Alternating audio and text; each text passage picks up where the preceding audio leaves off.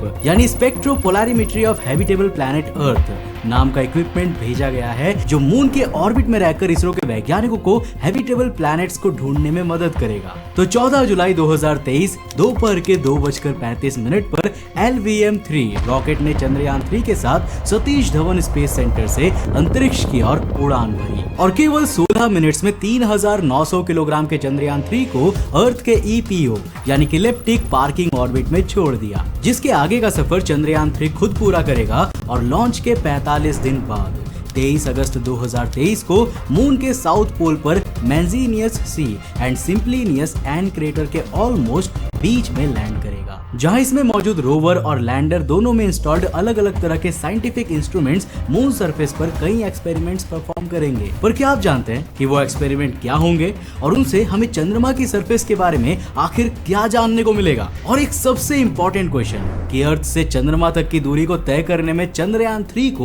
करीब 45 दिन लग रहे हैं, उसी दूरी को नासा के मून मिशन केवल 3 से 4 दिन में ही पूरा कर लेता है। यहाँ तक कि करीब 65 साल पुरानी नासा की टेक्नोलॉजी पर बेस्ड अपोलो 11 स्पेसक्राफ्ट को भी 1960 में अर्थ से मून तक की डिस्टेंस कवर करने में केवल 4 दिन 6 घंटे और 45 मिनट का समय लगा था। कहने का मतलब सिर्फ इतना है कि जब नासा के स्पेसक्राफ्ट मून तक केवल कुछ ही दिनों में पहुंच जाता है, तो इसरो की चंद्रयान 3 को चंद्रमा तक पहुंचने में नासा से 10 गुने से भी ज्यादा यानी 45 दिनों का समय आखिर क्यों लग रहा है? तो हेलो गाइस, मैं हूं कौशिक और चलिए जानते हैं इन्हीं सवालों के जवाब के बारे में।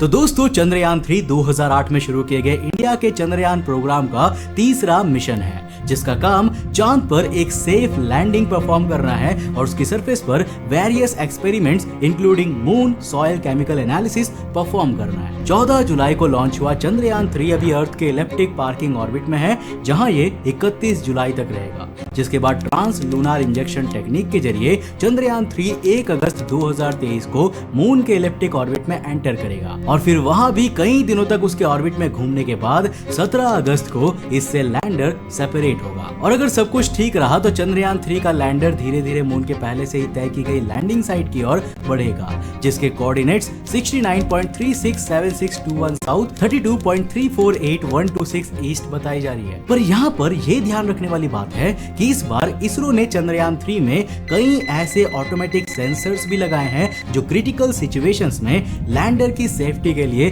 खुद से लैंडिंग साइट को बदल भी सकता है। अब इस पूरे चंद्रयान 3 स्पेसक्राफ्ट का टोटल पेलोड मास 3900 किलोग्राम है, जिसमें 2148 किलोग्राम का प्रोपल्सन मॉड्यूल, 1752 किलोग्राम का लैंडिंग मॉड्यूल और 26 किलोग्राम का रोवर शामिल है। अब देखो, ये मिशन इसीलिए भी काफी इंपॉर्टेंट हो जाता है क्योंकि इसरो का लास्ट मिशन यानी चंद्रयान 2 जो जुलाई 22, 2019 में लॉन्च किया गया था, उसमें इंडिया का मून के साउथ पोल पर विक्रम लैंडर को उतारने का प्लान फेल हो गया था, क्योंकि लास्ट मिनट पर जब लैंडर मॉड्यूल मून सरफेस से केवल 335 मीटर यानी कि 0.335 किलोमीटर करीब था ना, तब इसका इसरो से अचानक से कम्युनिकेशन ही टूट गया, जिसके बाद जांच में ये पता चला कि लैंडर सरफेस के कुछ 100 मीटर करीब आने के बावजूद भी अपनी स्पीड को स्लो नहीं कर पाया और करीब 59 मीटर्स पर सेकंड की हॉरिजॉन्टल वेलोसिटी से मून की सरफेस से जाकर क्रैश हो गया। अब इस मिशन से इंडिया को काफी ज्यादा उम्मीदें थी, बट विक्रम लैंडर के क्रैश होने से कुछ समय के लिए पूरे इंडिया में एक निराशा सी छा गई। हमें कई इमोशनल पिक्चर्स भी देखने को मिले, पर अब चंद्रयान 3 के साथ इंडिया ने एक स्ट्रॉन्ग कमबैक किया है एंड अगेन अब 14 जुलाई को लॉन्च करने के बाद इंडिया का चंद्रयान 3 दोबारा से चंद्रमा के साउथ पोल की ओर अपना सफर शुरू कर चुका है। चांद पर सॉफ्ट लैंडिंग करना कितना मुश्किल है, आप इसका अंदाजा इसी बात से लगा सकते हैं कि अब तक दुनिया के केवल 3 देशों ने ही मून पर सक्सेसफुली लैंडिंग